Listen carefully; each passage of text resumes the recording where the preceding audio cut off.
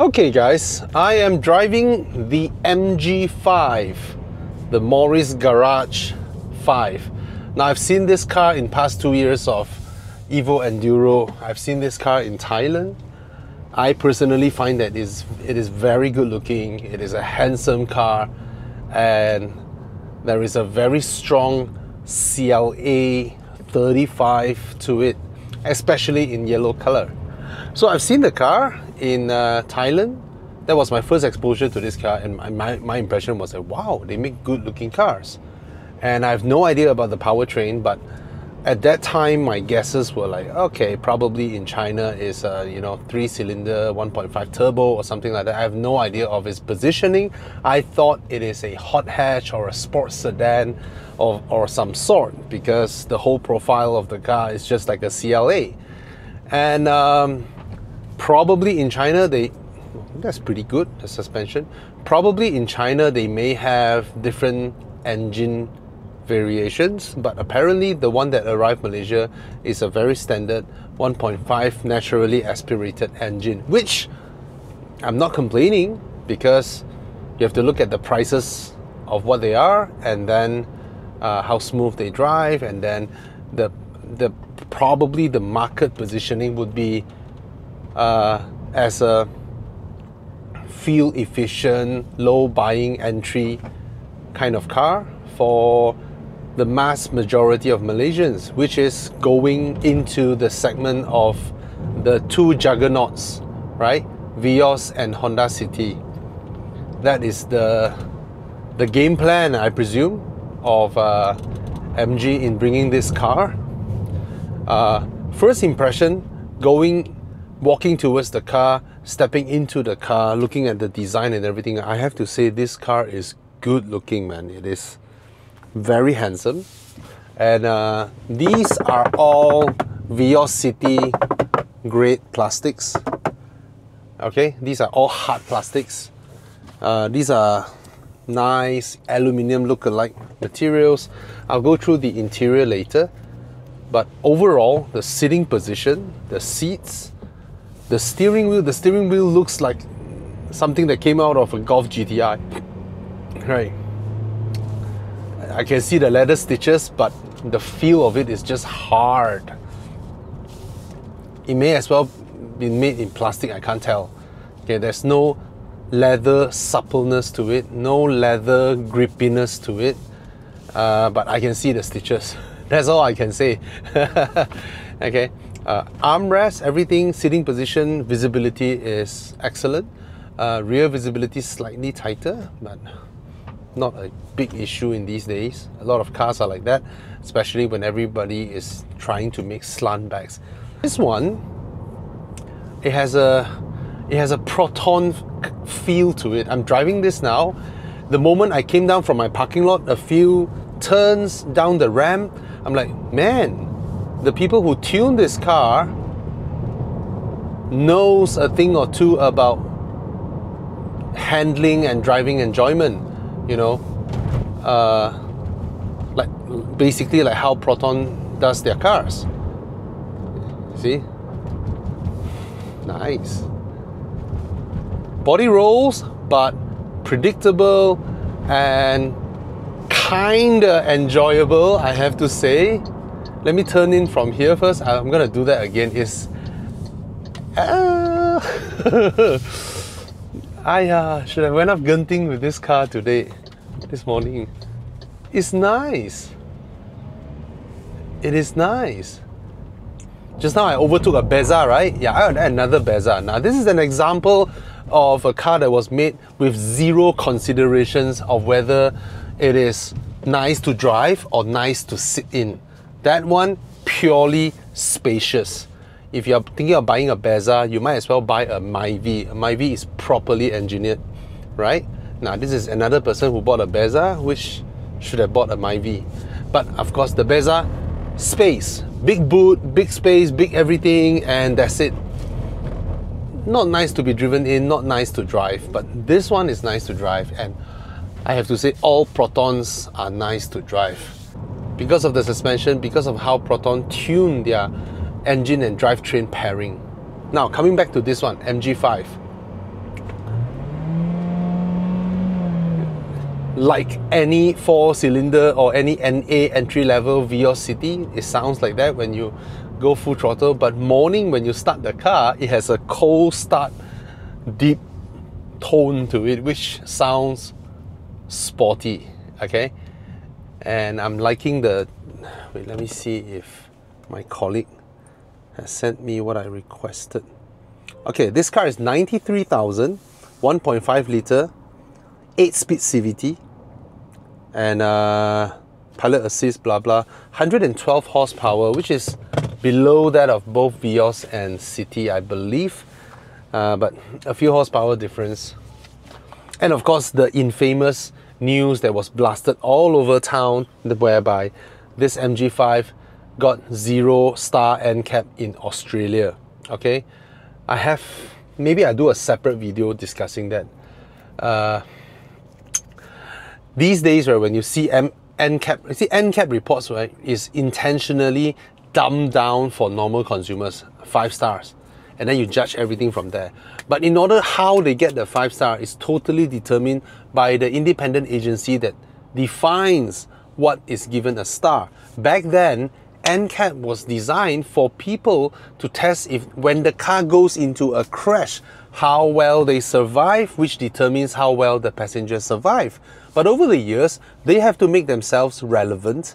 They have to make car makers keep sending cars to them and pay them huge sums of money for them to continue, which means every year they try to increase and increase and increase the requirements to get 5-star. Because it was so dumbed down to 5 stars, any who doesn't get 5-star almost is seen as a doom, you know, and failure. But if you look into the details, certain requirements are crazy. How can a small, cheap car be required to have adaptive cruise control or auto braking, that kind of active safety features? That has nothing to do with the crash worthiness of the car. But different country, different regions, different independent agencies, in order to make themselves relevant, they have increased all that. So we have to look into every single detail on how does it do in front offset, you know, side impact and all that. And of course, car makers do update their cars when they get a low rating. Okay, so take note on that as well. This stupid Proton, the car can handle, but the driver couldn't keep in his lanes, or being observant that behind him there is a yellow color MG5 barreling towards him rather irresponsibly.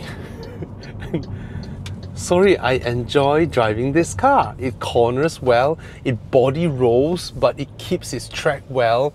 I mean, it's not super duper sporty like that of a Ford Fiesta or somewhat. But hey, when I go over speed bumps, it's comfortable. When I corner, the car doesn't go about, you know, all over the place. Steering is accurate. And I'm not sure what tires are they, but so far they grip well. There is a torque dip somewhere which shouldn't be felt with CVTs, but there is at lower speeds. At certain, I'll observe later, but there are times where when I put down my foot, it almost doesn't feel like a CVT, because by right CVT for this type of engine, this type of car, right, should at any moment give you the power you need. So far I've done it twice, and both times I'm sort of obstructed by the car in front. This type of car, okay, it picks up speed, but it is the kind of feeling where you are doubting yourself whether you are shortening the lifespan of the car. Okay, wow, I like the suspension tuning way, not bad. Okay, for that side to turn so I can make a U-turn. Come on, come on, come on.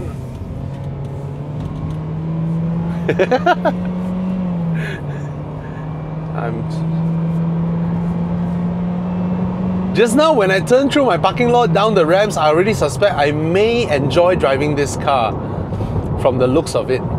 And I believe, true enough, I think I'm enjoying it.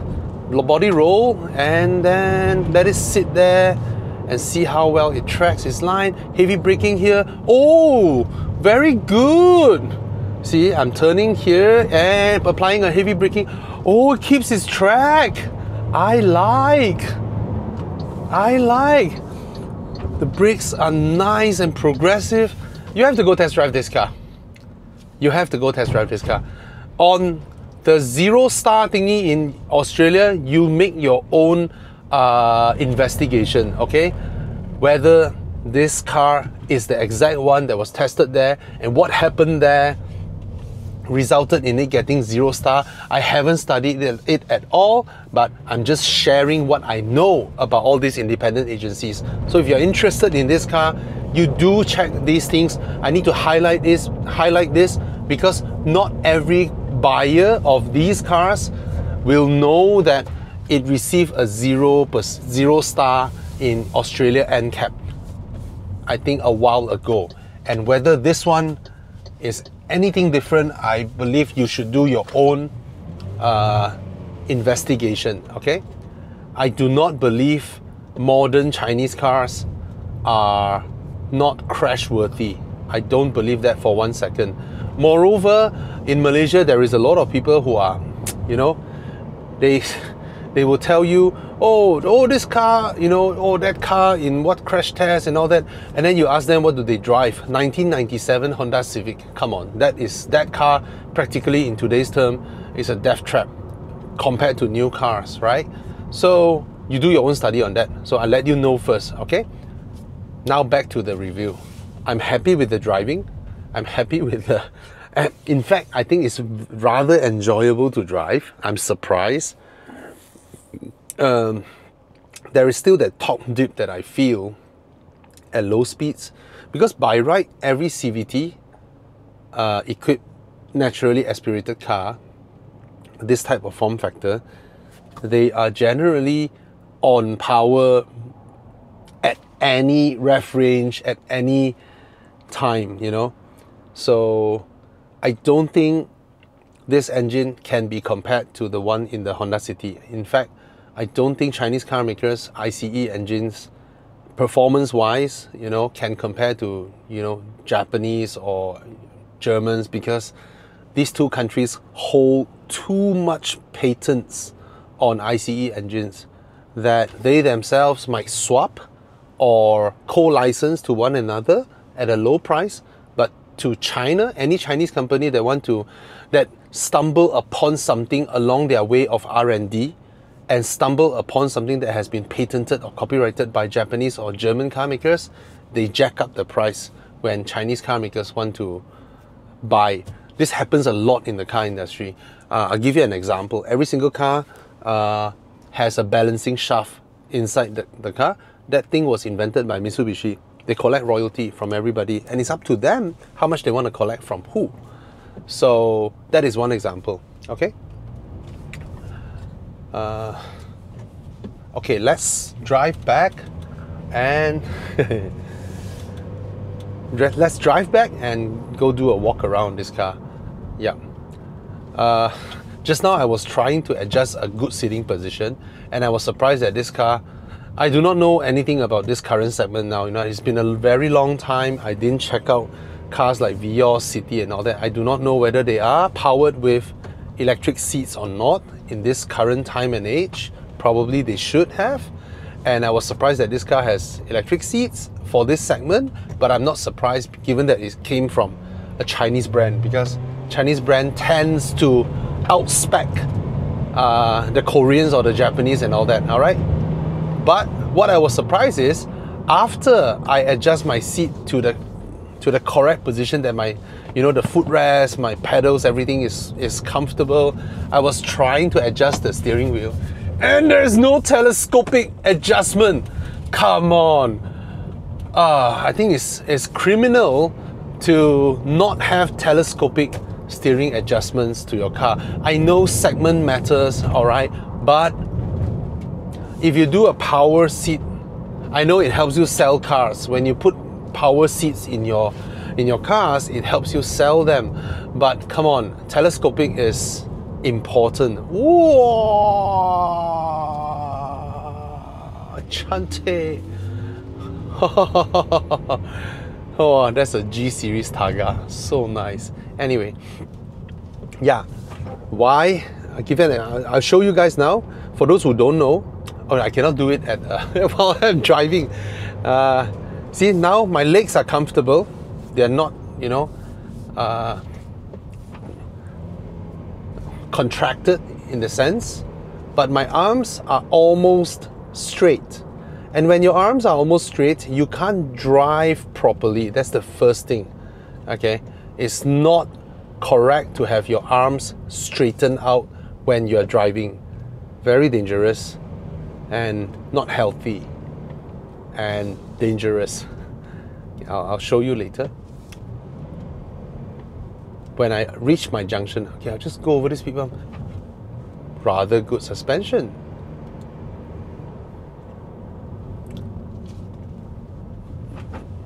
Not bad. Okay, I'm at the junction now. See, my hands are straightened. I'll turn the wheel, and that's the max I can turn. See, I'm gonna head towards this. But you notice that? That's the max I can turn. But now I'm gonna sit up front a bit. There is a bend on my arms. Let me show you. I can turn a lot more. See that? I can turn a lot more. Okay, I know we usually tend to let go, but what I'm talking is when you are on the highway and you're driving your car, suddenly something comes over, you are able to execute a very fast evading maneuver, you know, to get yourself out of any situation compared to when your hands are straight. Okay, take note on that. Okay, let's park the car and do a walk around. And I'm surprised with how it drives. I like how it looks.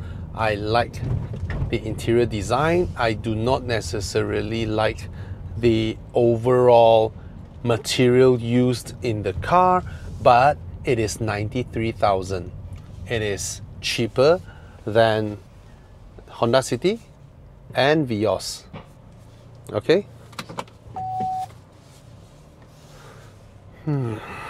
Wait.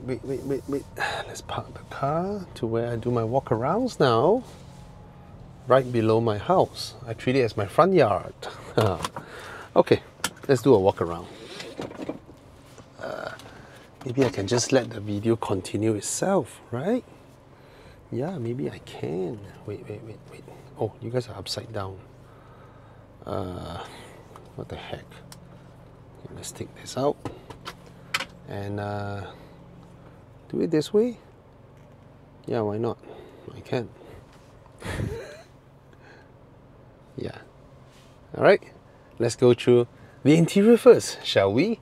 Okay, that's the steering wheel. Now you can pause the video and search Golf GTI MK6 or MK7 and look at the design of the steering wheel. This looks just like it, man. It is so similar, even on the girth of the steering wheel, where you grip, the flat bottom, this part, even the button layouts, they're so similar to Golf GTI. Even these. Yeah, interesting. Okay, look at the dashboard. You look at the design. It is a good looking dashboard. It is better looking than the Vios and City equivalent, but material wise, yeah, it's the hardest of the hardest type of single piece molded plastic. Very interestingly, they have lines here that almost look like it is conjoined with different pieces. Maybe in other variants, maybe they were planning a high performance variant, I'm not sure. They may have some with different mixture of materials, but overall this car is just, you know, it's just hard plastics over there.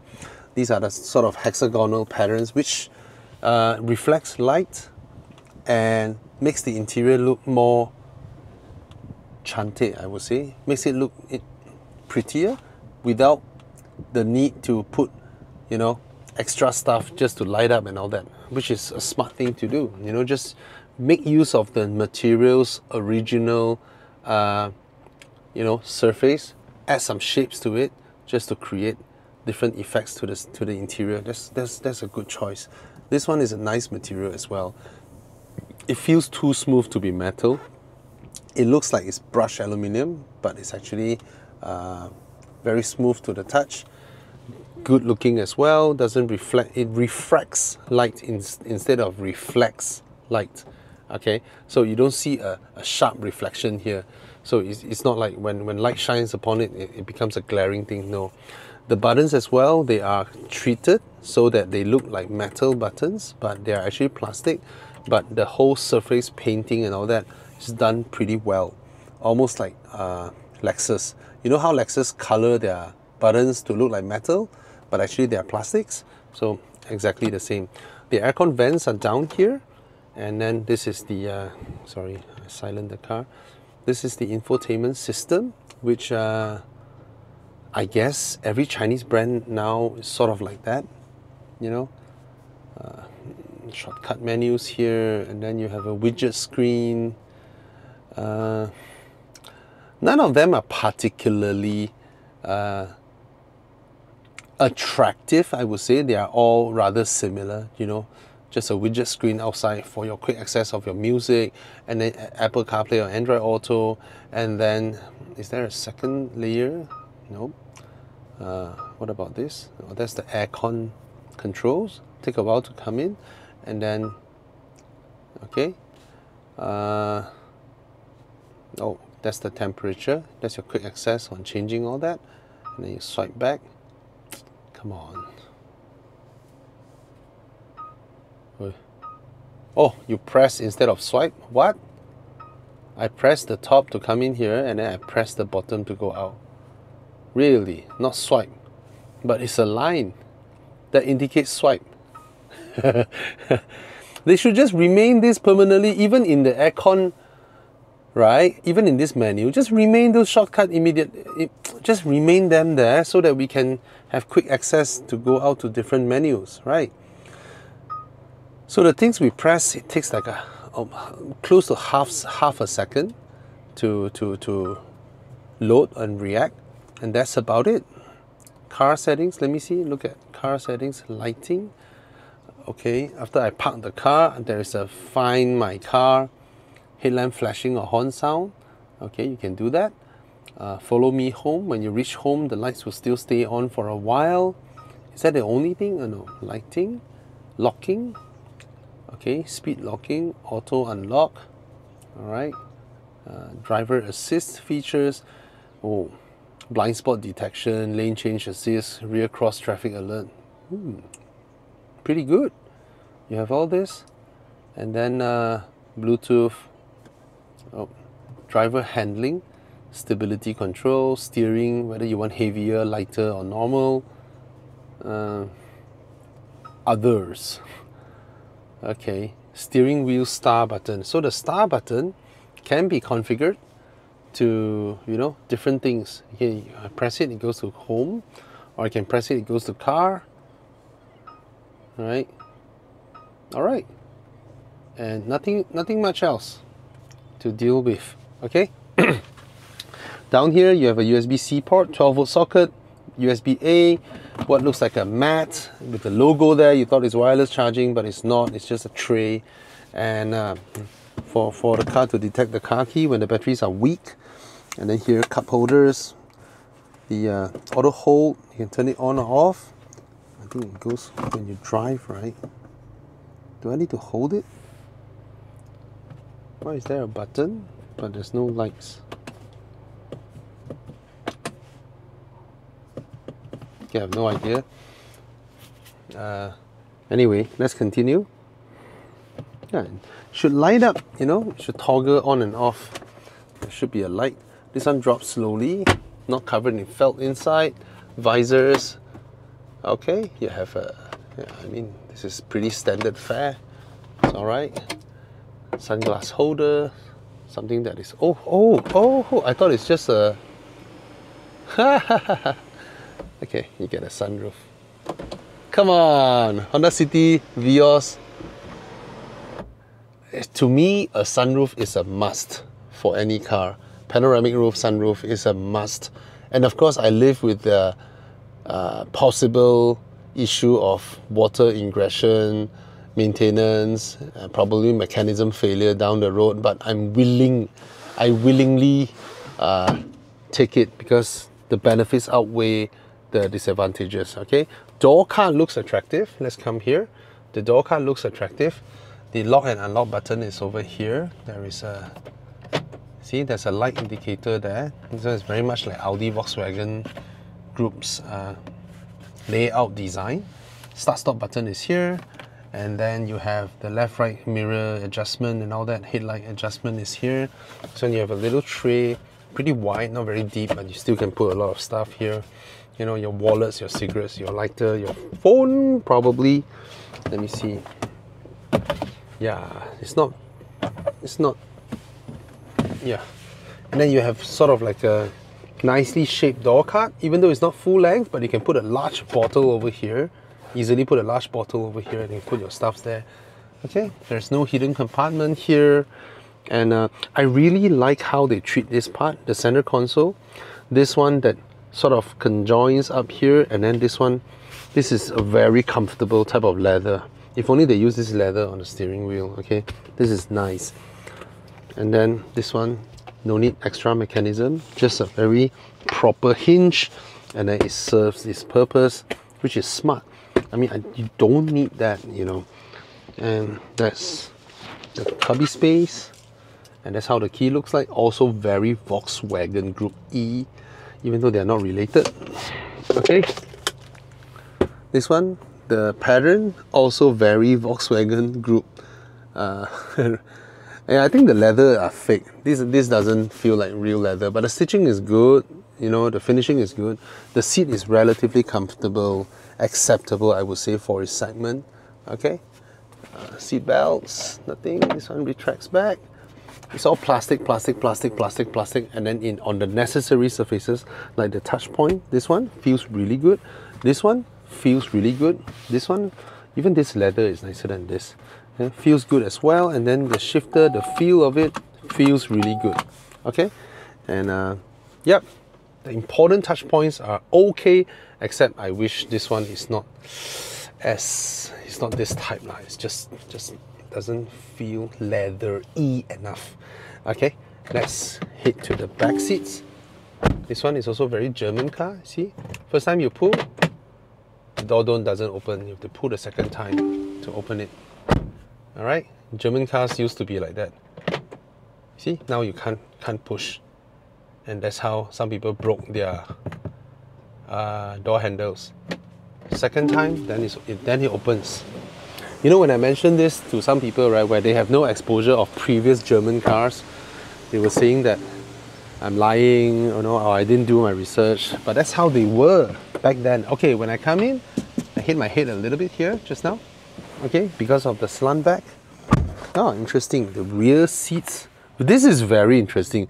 Usually for cars like these, right, you don't get full length rear bench, because they are thinking that these probably are for young families, you know, and the kids are still young, so they usually would have shorter back seat benches.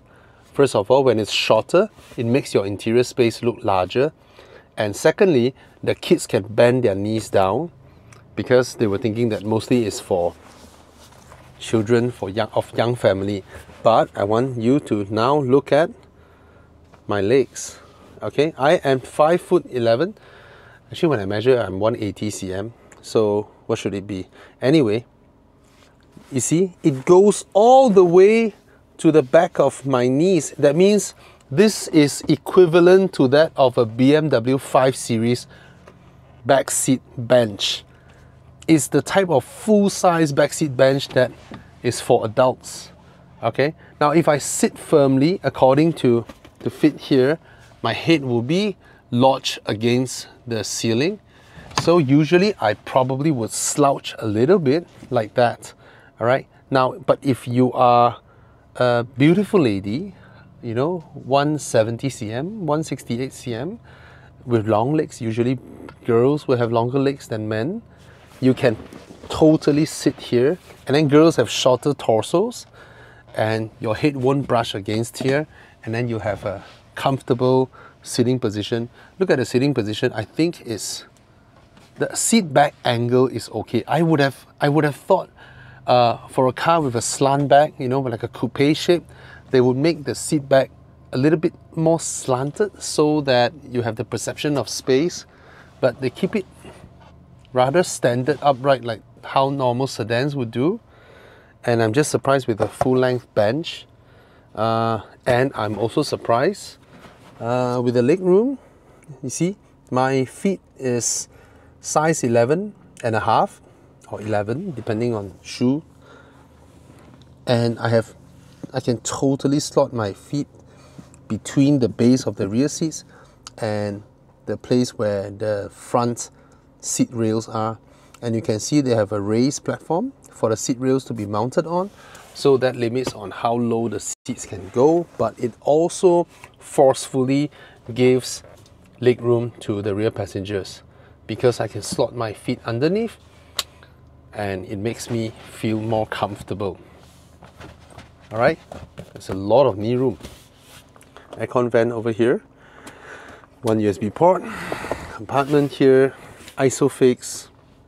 There's no armrest, and the rear doors are shaped like this. The front, here you have the repeat pattern of the speakers, and that's about it. And rear vantage point visibility, you can see I'm actually seated higher than the front passenger, and my visibility is pretty good. Hey, I'm surprised with the packaging of this car.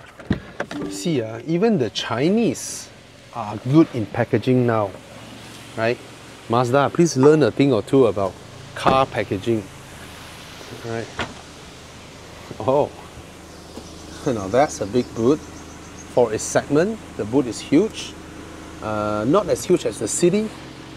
Oh, you have a false floor with what replaces the spare tire repair kit, and yeah, that's about it. For me, I will remove this whole thing, go to some shops and get it lined properly, and then I get extra compartment space. And this one has soundproofing materials as well, not just a thin layer. And this is swan neck mechanism, which balances the weight of the boot hinge, and it's also covered in plastic, which a lot of cars of this segment, they don't cover it. You just see two metal stripes. Oops. Brit Dynamic. It was a British brand. Cannot be, right? Fake exhausts. Where are the exhausts? Ah, it's down here. This one side. Wow, there's a lot of space underneath. Okay, it's an interesting car. I think it's a good looking car. I like how it looks. Do you like how it looks? I like how it looks. Okay. I like how it drives. What tire is it on? Pretty alright. Primitra 5. Apa ni? What brand is it? I have no idea. Oh, I didn't spell wrongly, right? Some Chinese brand, I suppose. Oh, it's Maxxis tires. Okay. Not an unknown brand. And the front looks good. Look at the headlight. Look at the design, the grille, the side intakes. Yeah.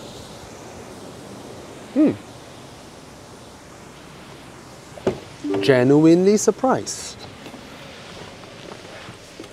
Oh, that's where you open the fuel cap and the bonnet. All right. Yep, that's about it. That's the review of the Morris Garage 5. Oh, I haven't went through this one. What is there to discover? Let me see. Okay, you have the luminance level, speed warning. Even the menu logic is the same as Volkswagen. Okay. Wow. Okay. Wow. See, these things are fun, you know. You have a G sensor. Wow. Acceleration timing. Really? See, these are things that makes it more fun. All this data is in the car anyway, right? And look at how they play with the graphics. All right. right? Look at how they play with the graphics and all that. It's done well. It is well done. Right. How do I exit? Okay. Okay. Oi. Oi. Go out, oi. Oh, my rev counter is here, my speed is here. These are all nicely done. All these are nicely done. Yep. Okay. That's about it. And hi MG. I'm just guessing. Hi MG.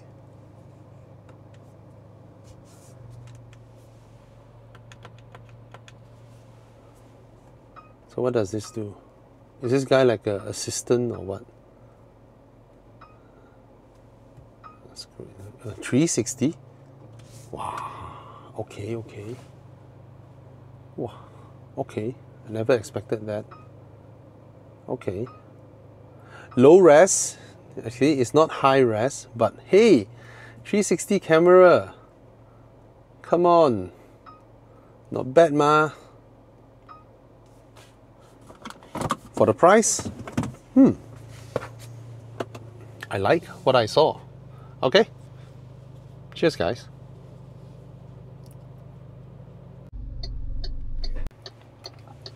I just noticed. Wait, let me try again.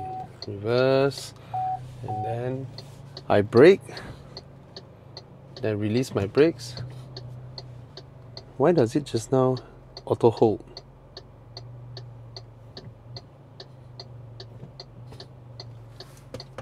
Eh? Oh, okay, now this is auto hold, so now it doesn't move even though it's still in R. My foot is not on the brakes. I give it a bit of throttle, it will continue until I brake, and then it will hold. Yeah, okay. So I do not know whether it's my operational error just now or what, that it did not light up. Okay, there we go. Yeah, not bad. Not bad at all. Not bad at all.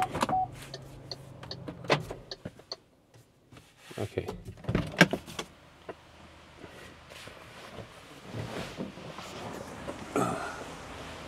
Yeah. Oh shit, you fucker. Why do they do that? Oh yeah, I left my keys in the car. It's trying to warn me. This car is so good looking. See, it's way more handsome than this, way larger than this, but doesn't drive as well as this. But it's still very, very luxurious, very hefty, very nice. But they need to sort out drivetrain transmission pairing, which this one does really well. This one, in terms of driving dynamics, they've done it really well. They put in hard work. They put in their homework in suspension tuning. I mean, transmission, engine pairing, all that is smooth going, is nice. Yowie. So for those who are attracted, remember to check out the issue with the whatever happened in Australia, the zero ANCAP thing. I'm sure they have an explanation. I'm not going to do that. I don't have time to go and research all that. All right, go acquire MG yourself. Cheers.